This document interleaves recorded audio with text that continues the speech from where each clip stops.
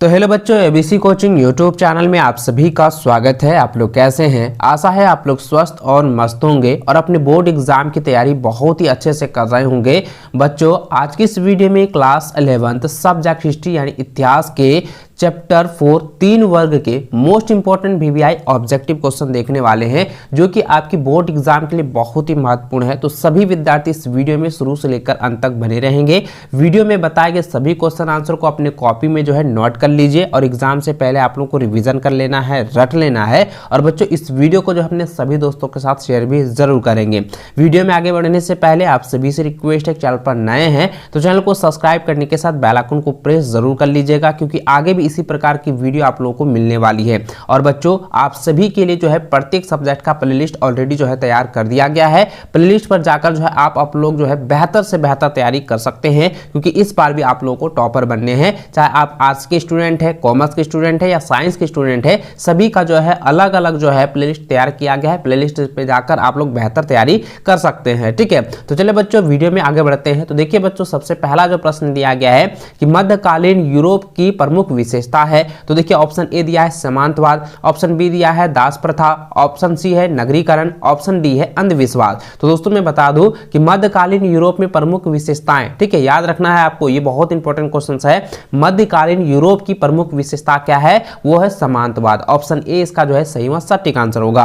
अगला सवाल है कि गौथिक शैली का विकास हुआ। तो गौथिक शैली का विकास जो है कहां पर हुआ था, किस प्रांत में हुआ था, किस देश में हुआ था? तो आपको याद रखना दोस्तों, यह जो है फ्रांस में हुआ था। गौथिक शैली का विकास कहां हुआ था? ये फ्रांस में हुआ था। ऑप्शन डी जो है इसका सही व सटीक आंसर होगा। ठीक है, चलिए आगे बढ़ते हैं। अगला सवाल दोस्तों दिया गया है कि सोलरमैन कहां के शासक थे? ये बहुत इंपॉर्टेंट सवाल है और रिपीटेड क्वेश्चन भी है। तो सोलरमैन जो है कहां के जो है शासक थे? तो बच्चों ये हो जाएगा फ्रांस के शासक थे। ऑप्शन सी इसका सही व सटीक आंसर होगा।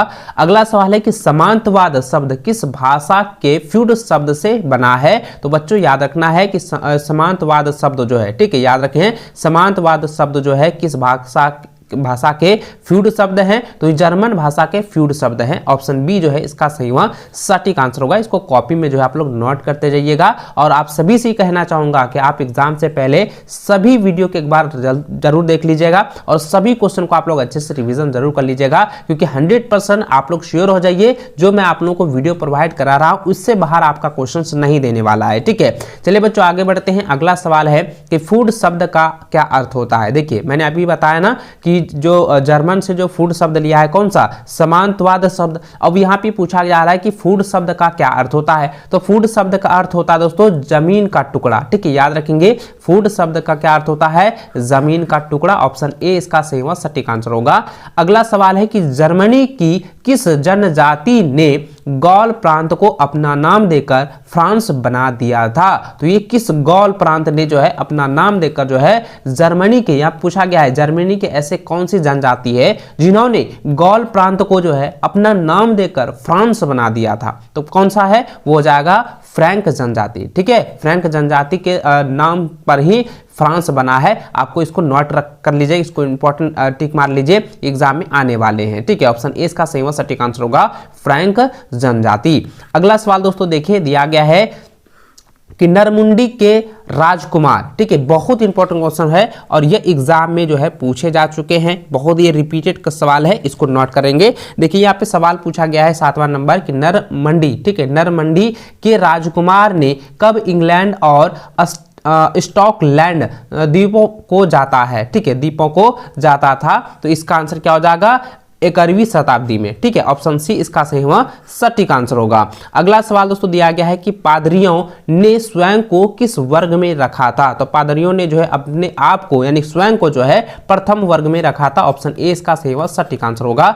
अगला सवाल है निम्नलिखित में से कौन सा कथन अभिजात वर्ग से संबंधित सही कथन है? तो देखिए यहाँ पे ये पूछा जा रहा है कि इनमें से जो 4 ऑप्शन दिए गए हैं, इनमें से कौन सा ऐसा ऑप्शन होगा, कौन सा ऐसा कथन होगा जो कि अभिजात वर्ग वर्ग से संबंधित रखता है। तो बच्चों अभिजात वर्ग में क्या होता था कि जितने भी अपने संपदा हैं उस पर अस्थायी तौर पर जो है नियंत्रण रखता था, ठीक है, वो अपनी जो है क्षमता को बढ़ा सकता था अपनी सैन्य के अनुसार, और अपनी जो है न्यायालय जो है लगा सकते थे, मीटिंग बना सकता था, ठीक है, और अपनी मुद्रा का जो है प्रचलित रूप से वो प्रचार कर सकते थे, ठीक है। तो ये जो है इसका आंसर, चलिए ऑप्शन देखते हैं। तो देखिए यहाँ पे दिया गया अभिजित वर्ग का अपनी संपदा पर अस्थायी तौर पर नियंत्रण था, वे अपनी सैन्य क्षमता बढ़ा सकते थे, वह अपनी स्वयं की न्यायालय लगा सकते थे और अपनी मुद्रा भी प्रचलित कर सकते थे, जैसे कि मैंने अभी आप लोगों को बताया। तो दोस्तों इसका जो सही व सटीक आंसर होगा, उपयुक्त तो सभी हो जाएंगे,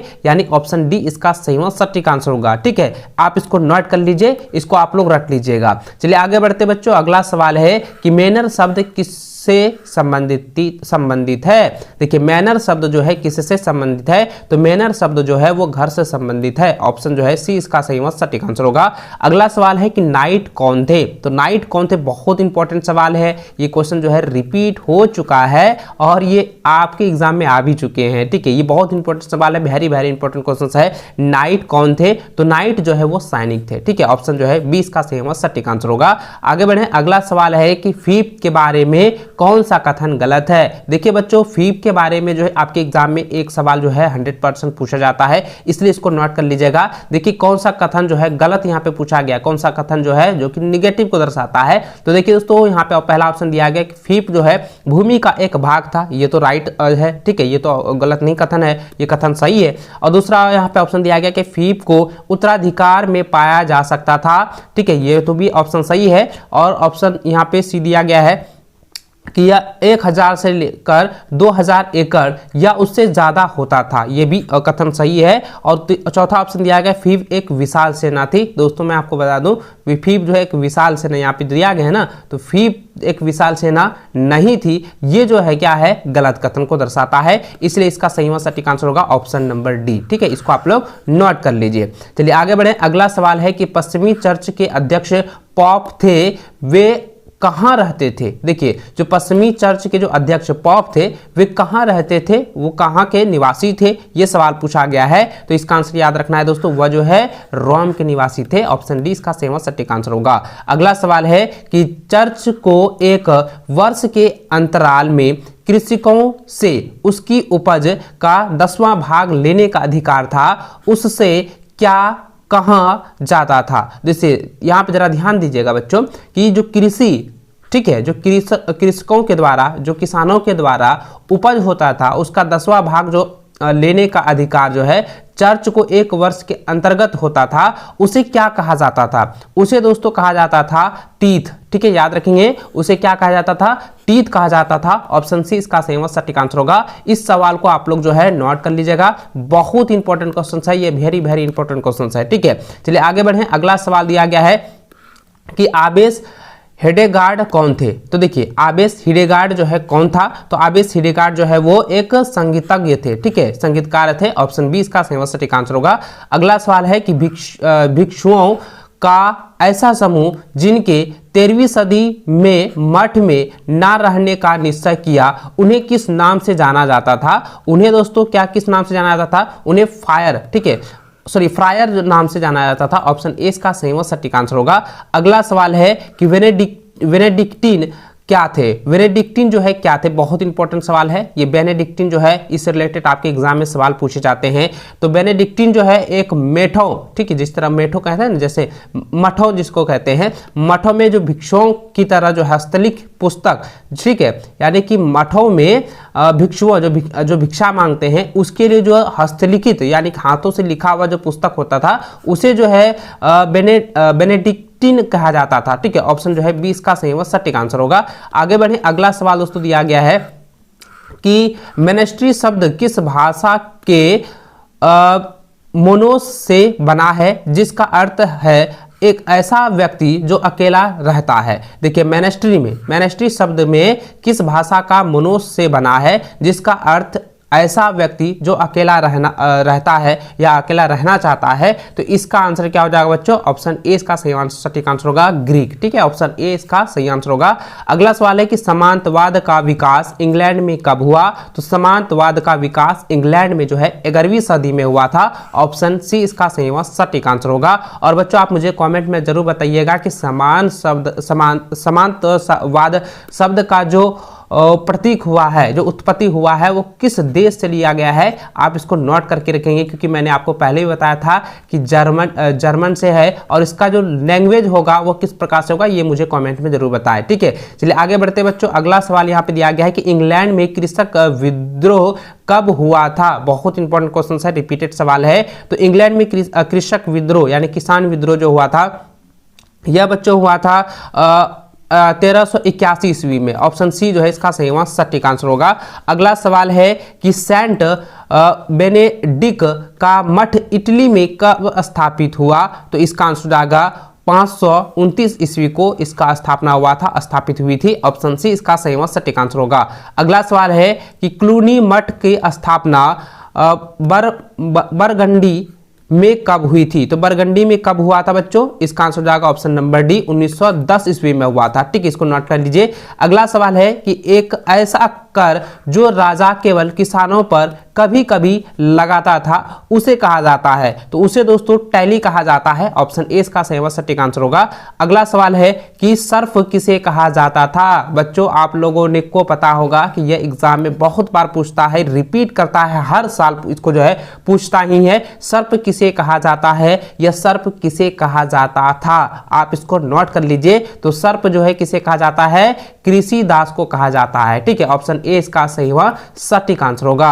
अगला सवाल है कि पुरुष भिक्षुओं को किस नाम से जाना जाता था। तो देखिए दोस्तों, जब सामंतवाद की स्थिति थी, ठीक है, जब सामंतवाद जो 510 ईस्वी में इसका जो हुआ था, तो जो पुरुष भिक्षुओं जो होते थे, यानी कि जो पुरुष भिखारी होते थे, उसको जो है किस नाम से जाना जाता था, इसको आप लोग नोट कर लीजिएगा। उसे दोस्तों मॉन्क के नाम से जाना जाता था। ठीक है, किस नाम से, मॉन्क नाम से जाना जाता था। ठीक है, इसको आप लोग नोट कर लीजिए। अगला सवाल है कि फ्रांस में कृषकों का विद्रोह कब हुआ था। देखिए ये रिपीट सवाल है, आप इसको नोट करेंगे। इसका सवालों का जवाब आप लोग मुझे कॉमेंट में जरूर दीजिए। ठीक है, मैं आप लोग अभी बता देता हूँ, लेकिन आप कॉमेंट में जरूर दीजिएगा। दोस्तों यहाँ पे फ्रांस में कृषकों का विद्रोह पूछा गया है कि कब हुआ है। तो बच्चों इसका आंसर क्या हो जाएगा, 1358 ईस्वी को हुआ है। ठीक है, ऑप्शन सी इसका सही सटीक आंसर होगा। चलिए आगे बढ़े। अगला सवाल दोस्तों दिया गया है कि यूरोप में भयंकर अकाल कब आया था। तो यूरोप में भयंकर अकाल जो है 1315 और 1317 के बीच जो हुआ था। ठीक है, तो ऑप्शन जो है इसका ए सही व सटीक आंसर होगा, नोट कर लीजिए। अगला सवाल है कि लुई 16 या लुई जो है लुईस की जो शताब्दी हुई थी, यानी कि लुईस 13वें, ठीक है, जो आप एग्जाम में जो है सवाल आपका पूछा जाता है लुईस 16वें। ठीक है, लुईस 16वें के बारे में पूछा जाता है, और आपके जो एग्जाम में इस बार जो सवाल पूछे जाएंगे लुईस 13वें के बारे में पूछे जाएंगे। तो लुईस 13वें के शासनकाल में फ्रांस की परामर्शदात्री सभा अटेस्टेड जनरल का अधिवेशन कब हुआ था। तो बच्चों कई बार एग्जाम पूछा गया है, इसको नोट कर लीजिएगा, 1614 ईस्वी में। ठीक है, इसका जो है अधिवेशन कब हुआ, 1614 ईस्वी में हुआ था। ऑप्शन सी इसका सही सटीक आंसर होगा। आगे देखें, अगला सवाल है कि पश्चिमी यूरोप में ब्यूबोनिक प्लेग जैसी महामारी का संक्रमण कब हुआ था। इसका आंसर हो जाएगा 1347 और 1350 के बीच इसका जो है इस संक्रमण महामारी हुआ था, फैला था। ऑप्शन डी इसका सही सटीक आंसर होगा। और दोस्तों ये सवाल इस बार भी क्वेश्चन अगर घुमा के ये पूछा जाए कि प्लेग जैसी महामारी का संक्रमण जो है किस देश में फैला था, तो आपको याद रखना है कि यूरोप देश में फैला था, पश्चिमी में। ठीक है, पश्चिमी यूरोप में। और इसका जो ईस्वी याद रखना है कि 1347 से लेकर 1350 के बीच में जो है यह महामारी फैला हुआ था। ठीक, इसको नोट कर लीजिए। चलिए आगे बढ़े। अगला सवाल दोस्तों दिया गया है कि मोनेस्ट्री शब्द ग्रीक भाषा के शब्द मोनोस से बना है, जिसका अर्थ है, तो मोनोस से जो शब्द बना है मोनेस्ट्री, ठीक है, मोनेस्ट्री शब्द जो ग्रीक भाषा है जो कि मोनोस शब्द से बना हुआ है, इसका अर्थ क्या होता है ये पूछा गया है। तो इसका अर्थ होता है दोस्तों ऐसा व्यक्ति जो कि बहुत धनी हो, ऐसा व्यक्ति जो अकेला रहता हो, और ऐसा व्यक्ति जो कि दान देता हो, ये सभी हो जाएंगे। ये सभी का अर्थ होता है मोनोस। ठीक है, इसको आप लोग नोट कर लीजिएगा। ऑप्शन डी इसका सही और सटीक आंसर होगा। अगला सवाल है कि आगे शब्द सीरिया के आबा से लिया गया है जिसका अर्थ होता है, तो जिसका अर्थ क्या होता है? पिता होता है। ऑप्शन ए इसका सही आंसर होगा।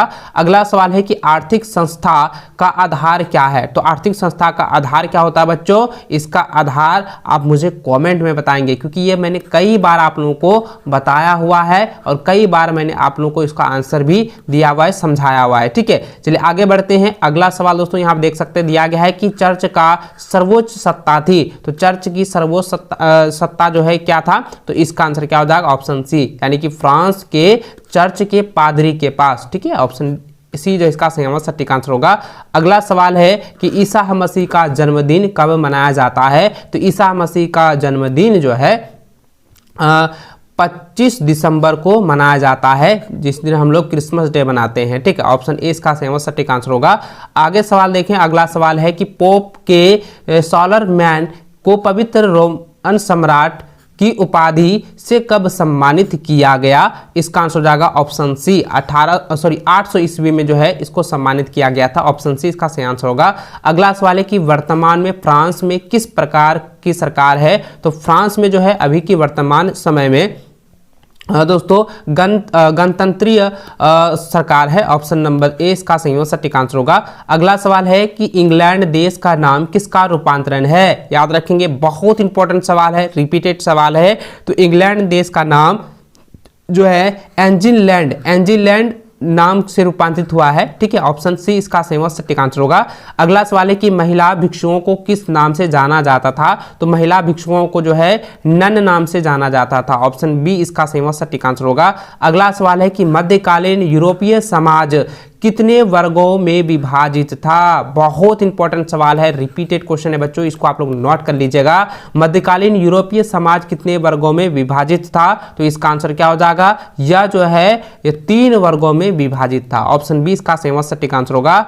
चलिए दोस्तों आगे बढ़ते हैं। अगला सवाल जो कि इस चैप्टर का जो है लास्ट क्वेश्चन है, आप देख सकते हैं, दिया गया है कि लॉर्ड जो जमीन का टुकड़ा नाइट को देता था वह क्या कहलाता था? वह क्या कहलाता था? वह दोस्तों फीप कहलाता था। ठीक है, ऑप्शन ए सी जो है इसका सही सटीक आंसर होगा, फीप। नोट कर लीजिए। और दोस्तों इस वीडियो में जितने भी क्वेश्चन मैं आप लोगों को बताया हूं उन सभी क्वेश्चन को आप लोगों को हर हाल में रट लेना है, क्योंकि इस बार जो है 100% गारंटी के साथ कहूंगा कि सारे क्वेश्चन आप लोगों को भिड़ने वाले हैं। एक भी प्रश्न जो है इधर से इधर उधर नहीं देगा। जितने भी वीडियो मैं प्रोवाइड करा रहा हूं, जितने भी आप लोगों को चैप्टर वाइज जो है इंपॉर्टेंट क्वेश्चन दे रहा हूं, उन सभी को आप लोगों को बारीकी से पढ़ना है, एकदम ध्यानपूर्वक तक पढ़ना है, अच्छे से आप लोगों को तैयारी करना है। चलिए दोस्तों इस वीडियो को अपने सभी दोस्तों के साथ भी शेयर जरूर कीजिएगा। वीडियो को लाइक शेयर करते हुए चैनल पर नए चैनल को भी सब्सक्राइब कर लीजिए।